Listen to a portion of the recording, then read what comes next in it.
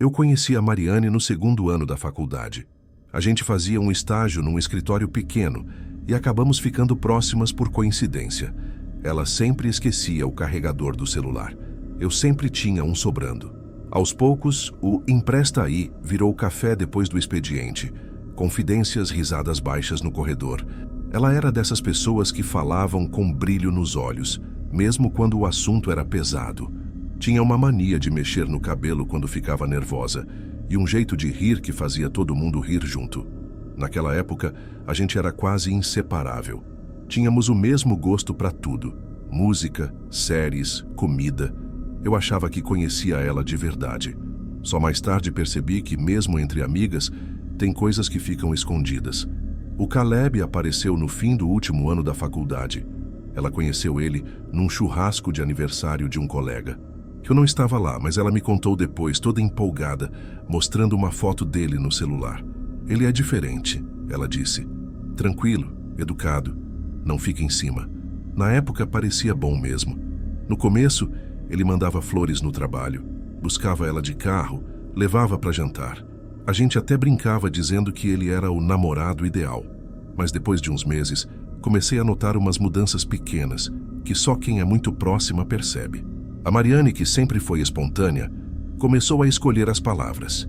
Evitava sair com a gente à noite, dizia que estava cansada ou que o Caleb não curtia muito bar. Até o jeito dela se vestir mudou, trocou as roupas coloridas por tons neutros, evitava a maquiagem. Eu perguntei uma vez se estava tudo bem. Ela riu e disse: "Ah, ele é só meio ciumento, mas nada demais." Aquela frase ficou martelando na minha cabeça. Com o tempo, as desculpas ficaram mais frequentes. Quando conseguia sair, ficava o tempo todo checando o celular.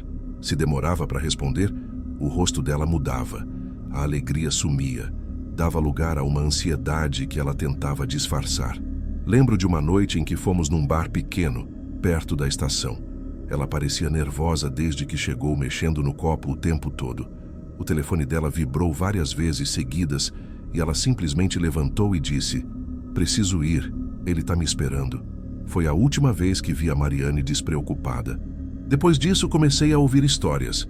Uma amiga em comum comentou que o Caleb aparecia de surpresa no trabalho dela, que ficava encostado no carro do outro lado da rua, olhando para o prédio.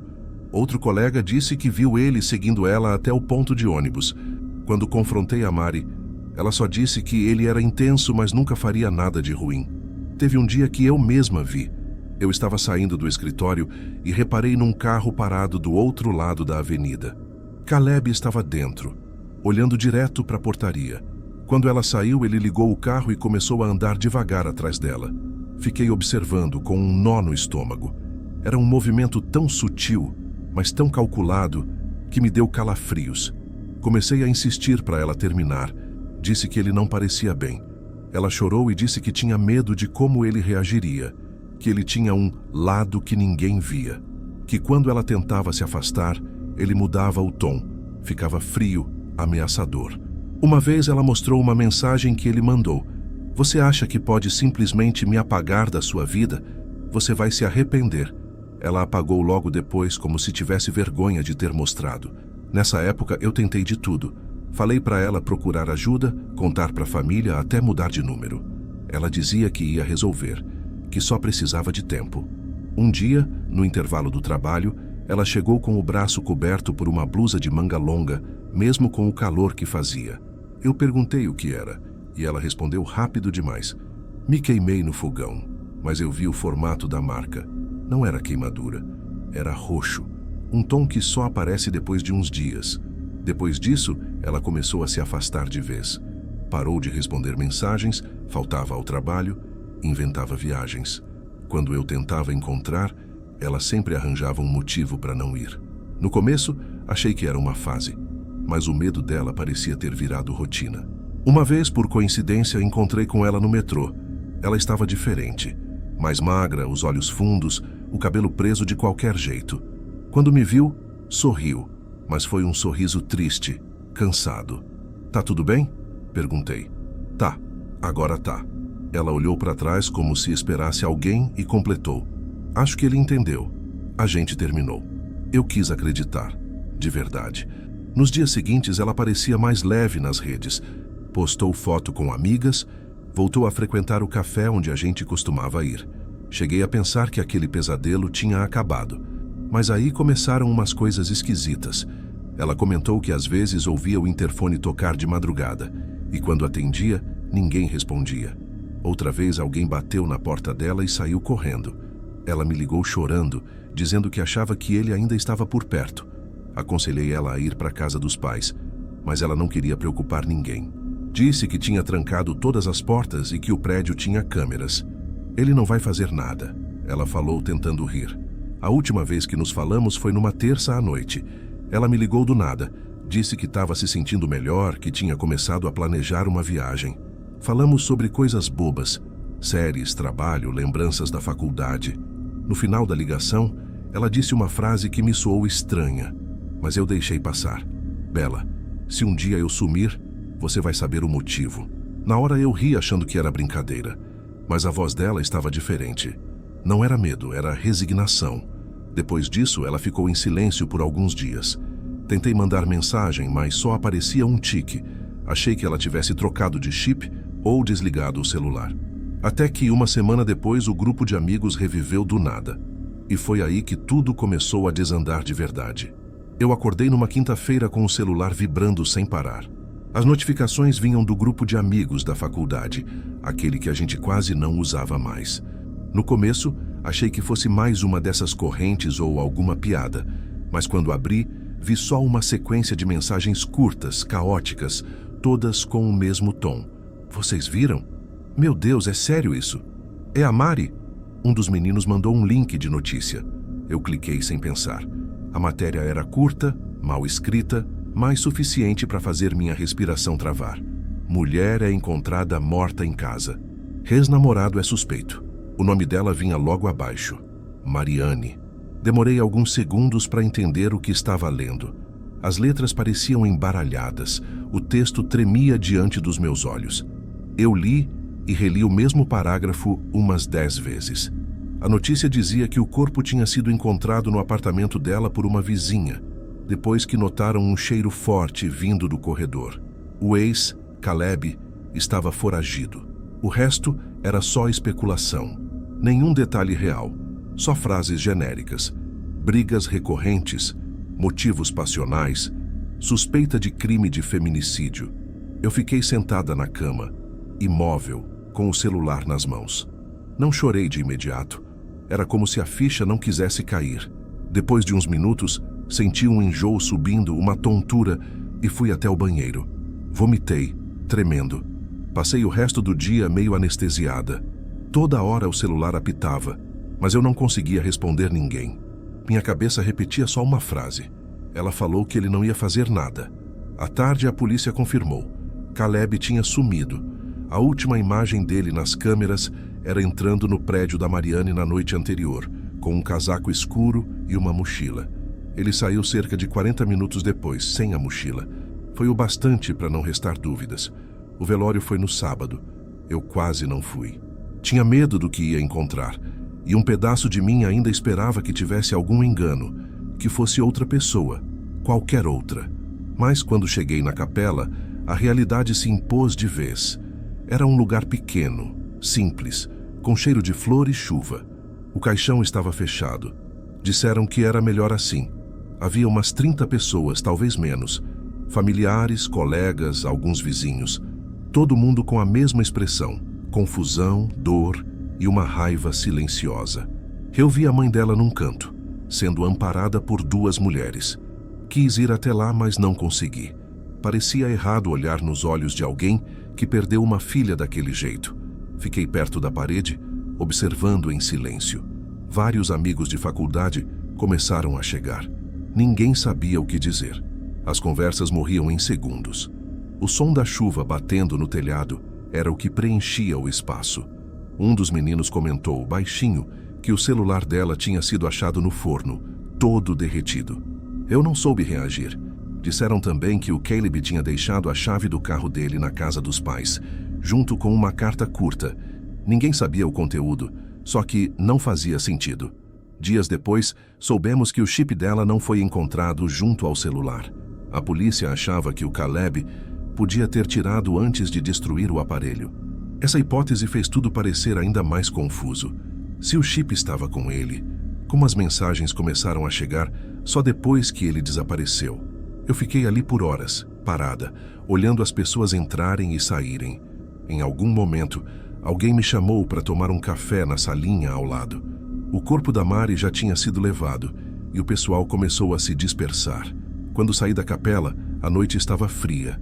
Peguei o celular para pedir um carro e vi que o grupo estava de novo cheio de notificações. Achei estranho. Era tarde demais para alguém estar comentando qualquer coisa. Abri o aplicativo. No topo tinha uma mensagem de um dos meninos. Gente, alguém mais recebeu isso? Logo embaixo, um print. A foto de perfil era da Mariane. A mensagem dizia: cheguei bem. Foi rápido. Tá tudo escuro aqui. O horário, 22h07. Meu primeiro impulso foi rir, mas um riso nervoso, sem som. Não fazia sentido. O celular dela estava destruído. Mas antes que eu conseguisse pensar em qualquer explicação, o meu próprio celular vibrou. Era o mesmo número, mesma mensagem, mesmo horário. Senti o estômago gelar. O nome Mariane na tela parecia uma ironia cruel. No grupo, todos começaram a responder ao mesmo tempo. Uns achavam que era trote, outros que alguém tinha clonado o número. Mas como? A polícia tinha dito que o chip foi inutilizado. E mesmo que não tivesse, quem mandaria aquilo? Abri a conversa privada. A foto de perfil ainda era a mesma. Ela sorrindo com aquele olhar que a gente reconhecia de longe. A última visualização marcava online. Eu pensei em responder. Escrevi Mari, mas apaguei antes de enviar. Fiquei só olhando para a tela, esperando alguma coisa acontecer. Nada. As mensagens começaram a se espalhar. Gente de fora do grupo, conhecidos, colegas antigos, todo mundo dizendo que tinha recebido o mesmo texto. Alguns com pequenas variações, mas sempre com as mesmas palavras. Cheguei bem. Tá tudo escuro. Foi rápido. Na manhã seguinte, liguei para uma das meninas do grupo. Ela me atendeu chorando. Disse que ligou para o número da Mari e que a chamada tocou 3 vezes antes de cair. O mais assustador é que, quando ela ligou de novo, alguém atendeu. Ela disse que ouviu uma respiração baixa, lenta, do outro lado. Depois, a ligação caiu. A polícia pediu para a gente encaminhar as mensagens e prometeu verificar a origem. Mas ninguém parecia levar a sério.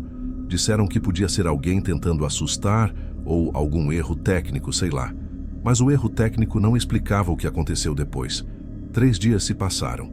Eu estava voltando para casa, fim de tarde, o céu cinza, e percebi um carro parado na esquina.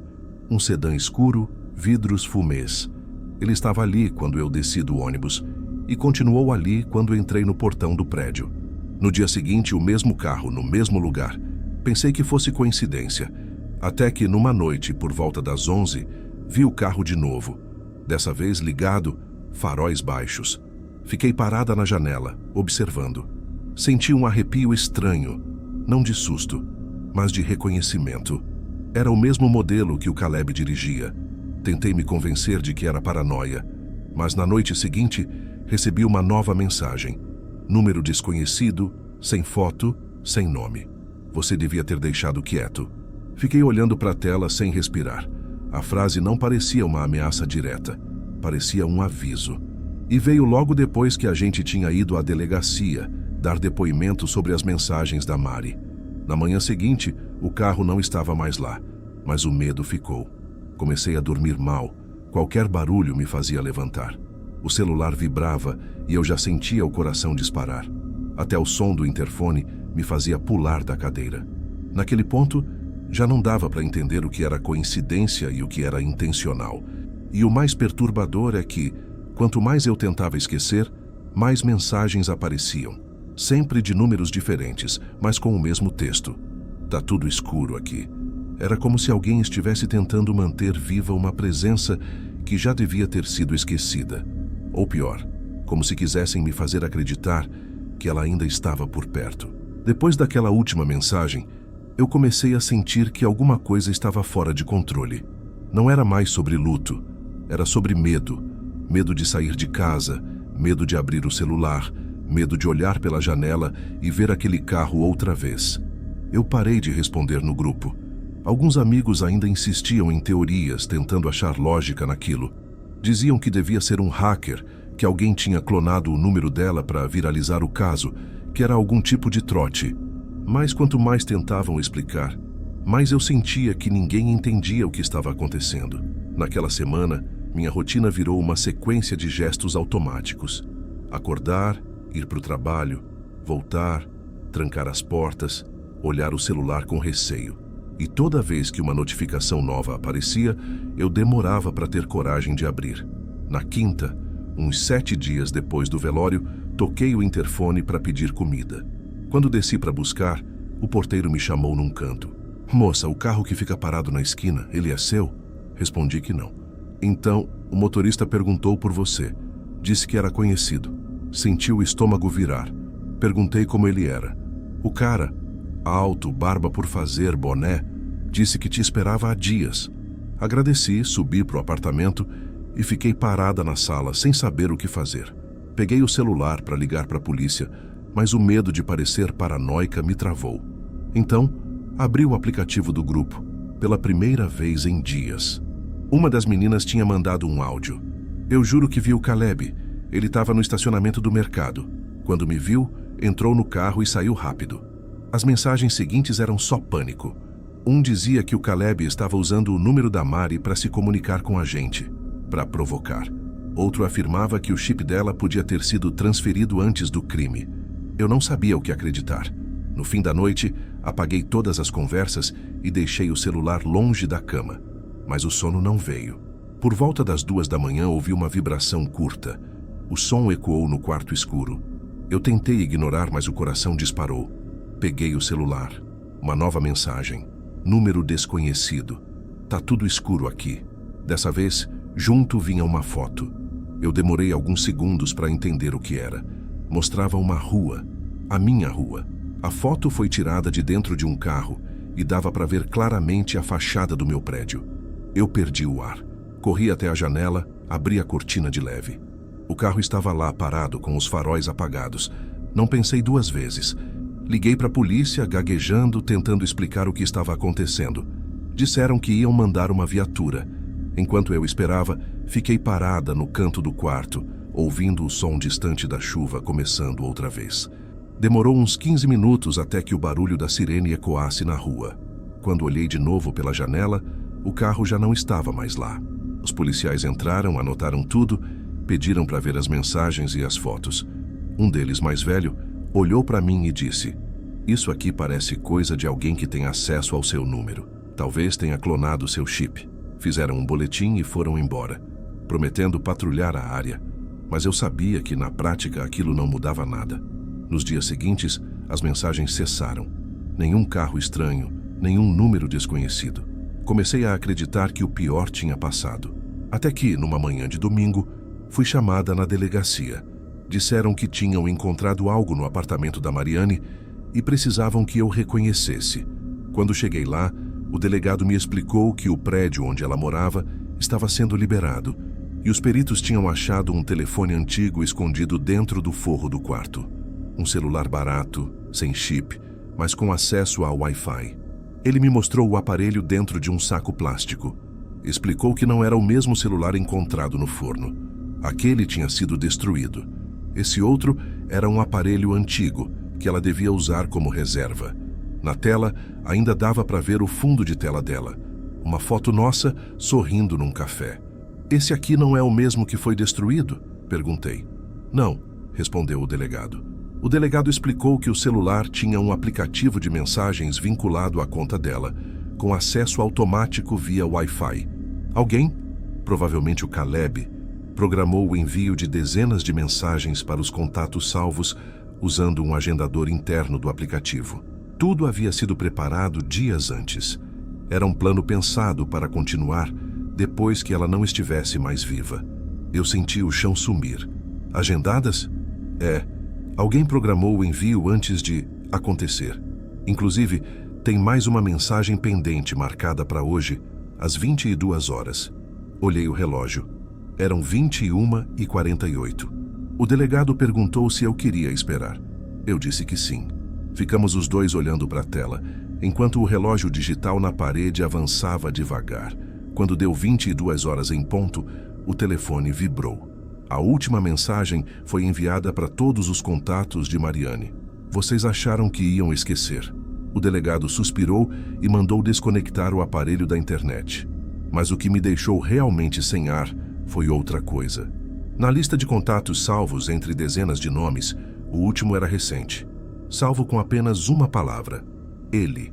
Perguntei o que aquilo significava.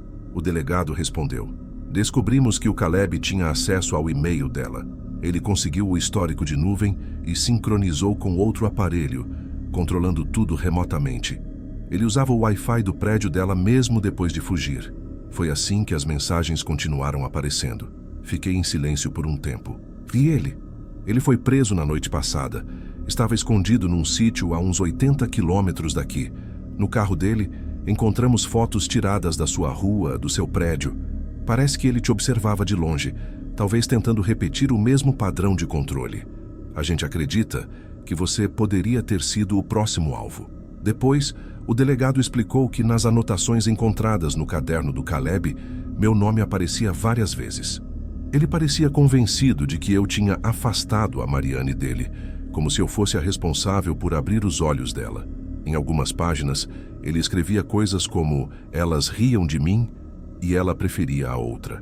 As frases não eram claras, mas davam a entender um ciúme doentio, quase possessivo, como se ele imaginasse que entre mim e a Mari existisse algo mais do que amizade. No fim, ficou evidente que, na mente distorcida dele, eu era o obstáculo que ainda precisava ser eliminado. Eu senti as pernas falharem. Ele continuou: quando interrogamos, ele disse que só queria que vocês lembrassem dela como ele lembrava, que ela não devia sumir tão fácil da memória de ninguém. O delegado garantiu que o telefone dele foi apreendido junto com outros aparelhos, mas ninguém soube explicar como o número continuava ativo. A operadora afirmou que o chip estava bloqueado. Mesmo assim, novas mensagens surgiram, como se viessem de um lugar fora do controle de todos. Voltei para casa em silêncio, a cabeça latejando, o corpo mole, a garganta seca. Às 22h35, o meu celular vibrou. Uma última notificação do grupo. Um dos amigos tinha mandado print da mensagem final.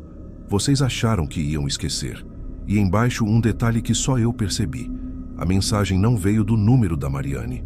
Veio de um novo contato. Quando abri o perfil, o número era idêntico ao de Caleb, o mesmo salvo no meu celular. Mas ele estava preso. A operadora confirmou depois. Aquele número não estava ativo havia dias.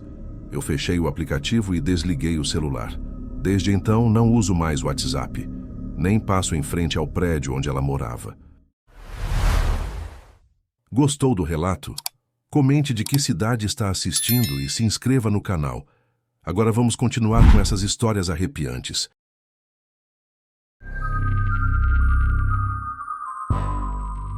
Eu me lembro com clareza daquela noite. Era começo de junho, fazia frio e o tempo estava estranho, meio abafado, como se fosse chover o dia todo sem nunca desabar de vez. Eu tinha 16 anos e morava com meus pais e meu irmão mais velho, o Denis. Nossa casa ficava numa rua tranquila, daquelas onde todo mundo se conhece e qualquer barulho diferente chama a atenção. Denis sempre foi o mais responsável da casa. Trabalhava de manhã numa oficina e estudava à noite. Eu ainda estava no ensino médio, e como as aulas eram de tarde, costumava ficar sozinho em casa quando ele saía. Ele gostava de caminhar até a escola, mesmo quando chovia. Dizia que o ar fresco fazia ele pensar melhor. Naquela sexta-feira, o dia todo tinha sido cinzento. Eu lembro de olhar pela janela no fim da tarde e ver as nuvens baixas, quase roxas. Denis se arrumava no quarto, com aquele jeito calmo dele, colocando o moletom preto que usava sempre e amarrando o cadarço da mochila. "Tá meio feio o tempo", falei. Ele só respondeu: "É, mas já tô acostumado." Saiu por volta das 6h30. Eu fiquei em casa vendo TV com o barulho da chuva fina batendo no telhado. Meus pais tinham ido visitar uma tia e disseram que voltariam tarde. Então eu sabia que ia ficar sozinho por um tempo. Por volta das 9h40, começou a chover mais forte. O vento fazia a janela bater e de vez em quando dava para ouvir um trovão distante. Eu troquei de canal várias vezes até parar num filme velho, mas minha cabeça não estava ali. Tinha uma sensação estranha, uma inquietação sem motivo.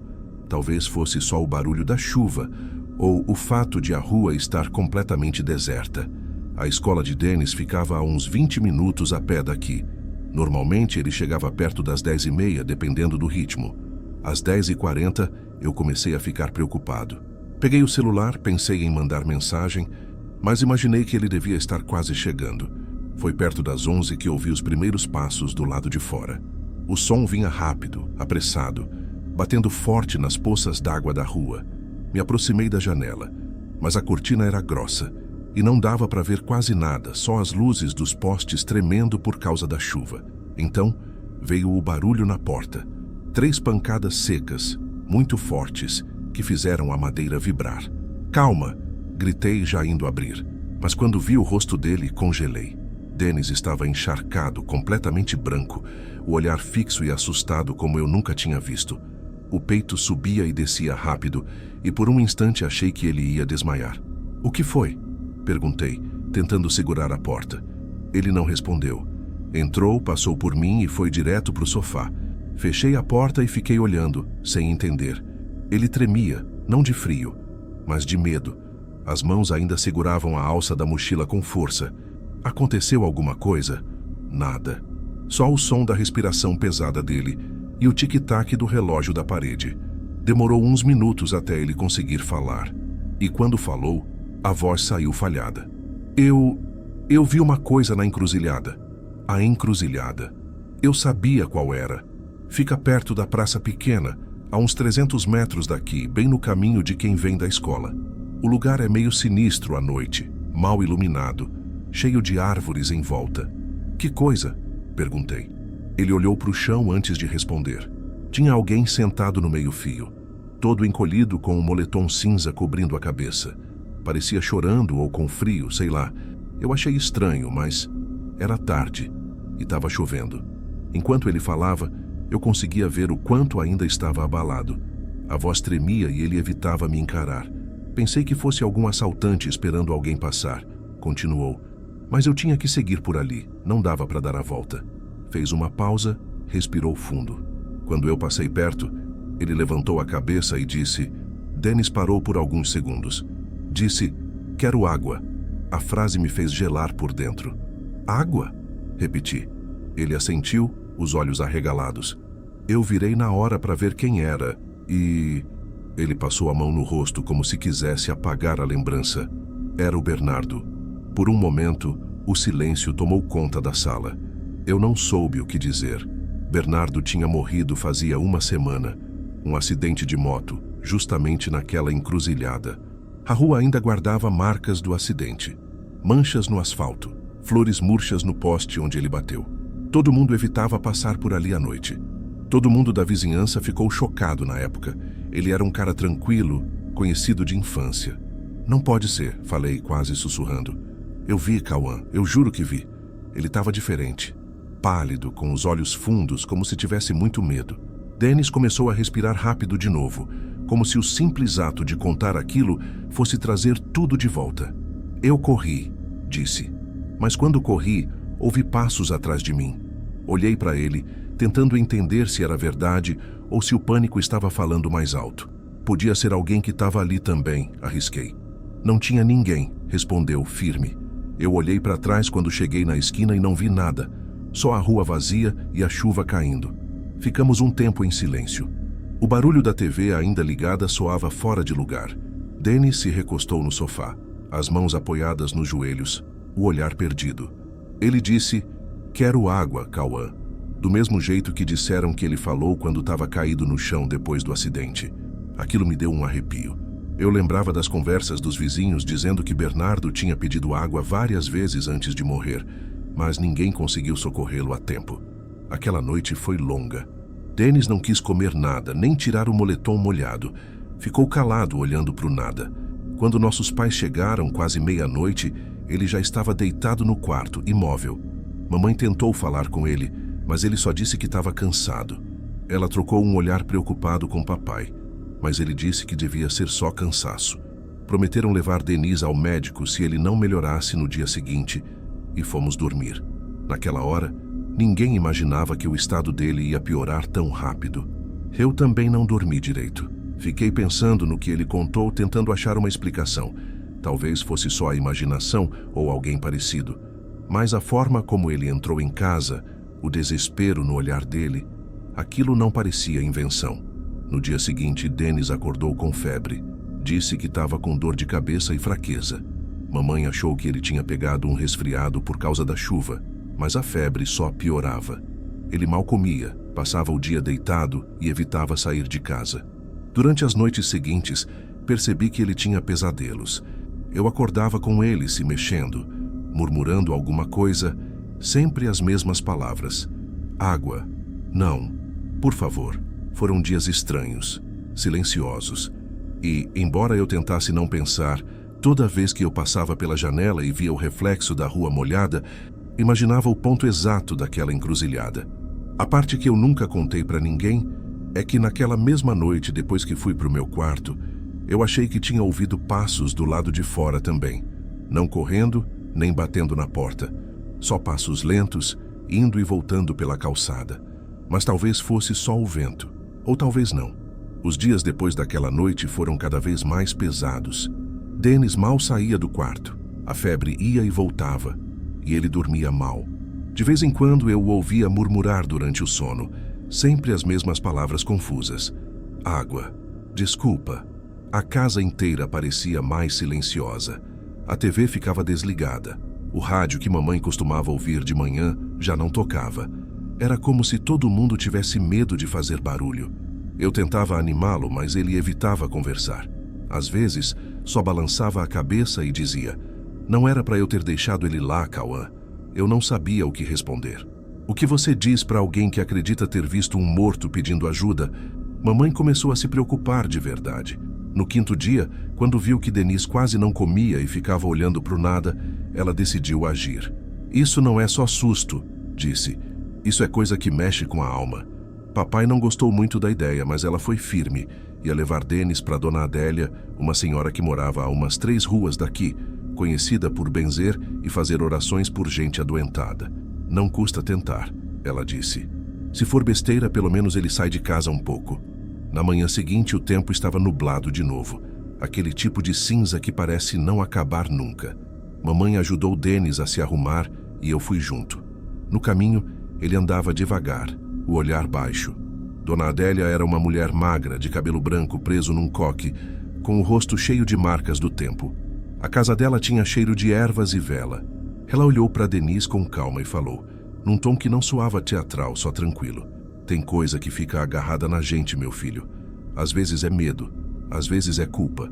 O importante é devolver para Deus o que não é nosso de carregar." Ela pediu para ele sentar e começou a benzer. Fez o sinal da cruz várias vezes, murmurando uma oração simples, enquanto passava um ramo de arruda pela cabeça dele. O silêncio da casa era quase sagrado. Eu e mamãe ficamos ali parados, ouvindo só o som baixo da voz dela. Quando terminou, ela entregou o ramo para mamãe e disse: "Joguem isso fora, longe de casa, e levem água para o menino que se foi. Ele pediu em vida, pediu na hora de partir. Cumpram esse pedido e a alma dele vai descansar." Mamãe pareceu entender de imediato. Não era apenas um gesto. Era um modo de cumprir o último pedido de um morto sedento. Um jeito de oferecer descanso ao que ficou preso entre 2 mundos. Denis pareceu atordoado. Não disse nada, mas percebi que as mãos dele pararam de tremer. Quando saímos da casa, ele olhou para o céu nublado e ficou em silêncio, como se tentasse entender o que tinha acabado de acontecer. Aquelas palavras ficaram na minha cabeça. No caminho de volta, mamãe segurava firme o braço de Denis. "Vamos levar sim", ela disse. "Hoje mesmo."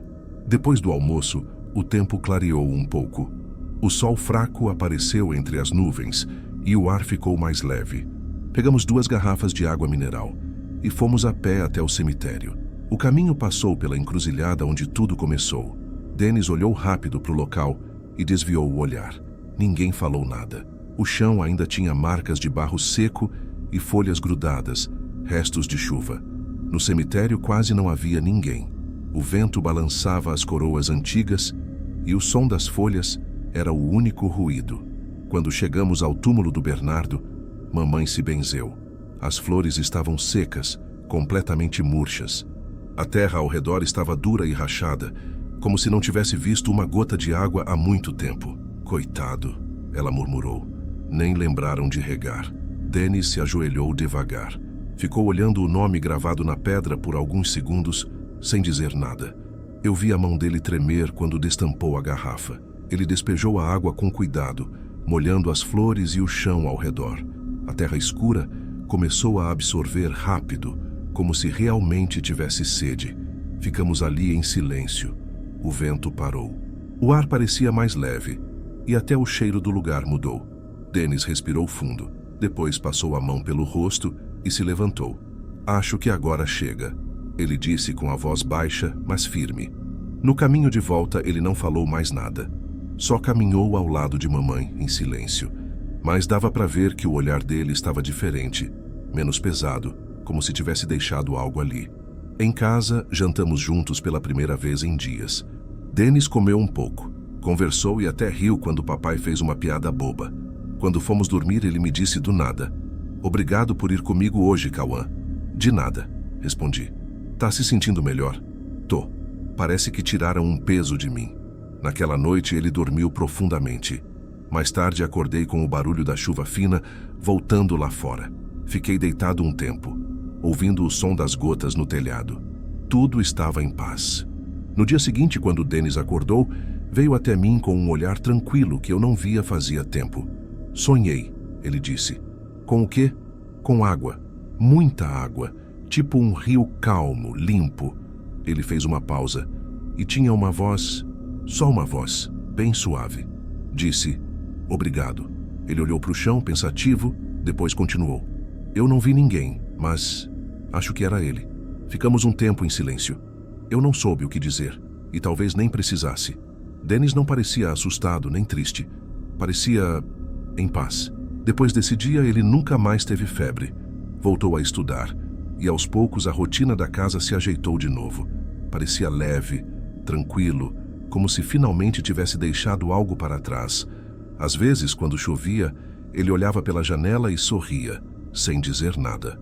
De vez em quando passávamos pela encruzilhada e ele nem desviava mais o olhar. Às vezes penso no que realmente aconteceu naquela noite, se foi mesmo o Bernardo que ele viu ou só o reflexo de uma lembrança mal resolvida. Mas no fim acho que isso não importa.